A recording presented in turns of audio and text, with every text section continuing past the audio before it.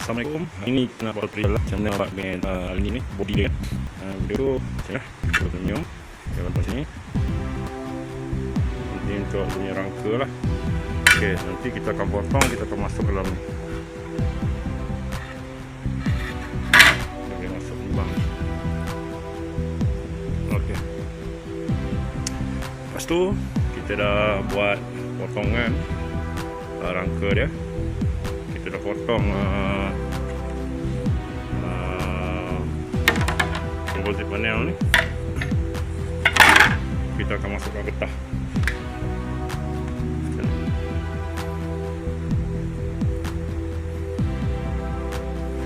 Masukkan getah. Dia jadi tegak macam ni.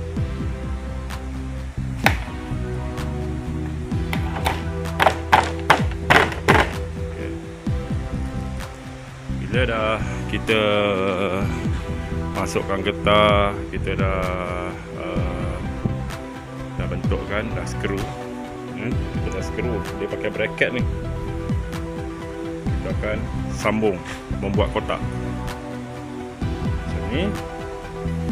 Dan dia punya belakang plywood dia, kita akan gunakan plywood panel, komposit panel juga.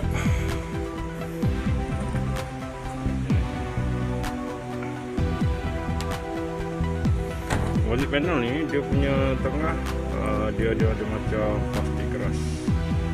Sini aluminium, sini aluminium, lapisan nipis.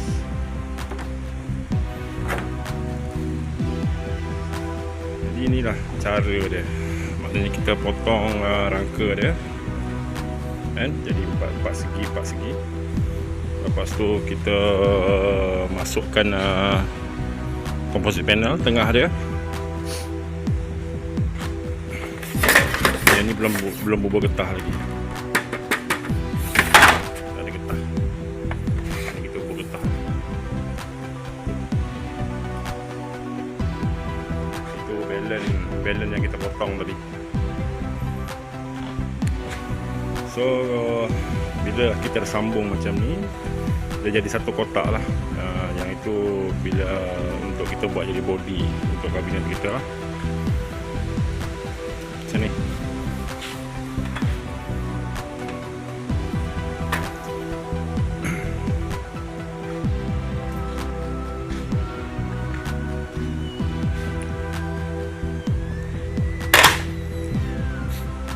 Cara buatnya agak renyah sikit lah, pasal banyak kerja kan. Mula kita kena potong komposit panel, kita kena potong rangka dia dulu kan. Dah buat bentuk rangka ni, kita masukkan komposit panel ni dalam. Kita dah masuk, lepas tu kita kena ikat kan. Sambungan dia ini bracket dia.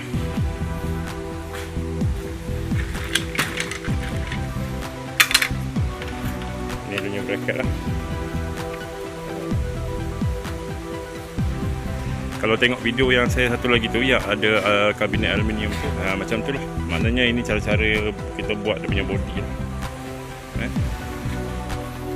Ni pintu kalau cibot kita gunakan aluminium juga, tapi itu papan lah. Ok, hari ni untuk kita kongsikan macam mana cara-cara buat body untuk kabinet aluminium. Yang kita gunakan adalah rangka aluminium dan juga komposit panel. Okey. Assalamualaikum. Semoga manfaat.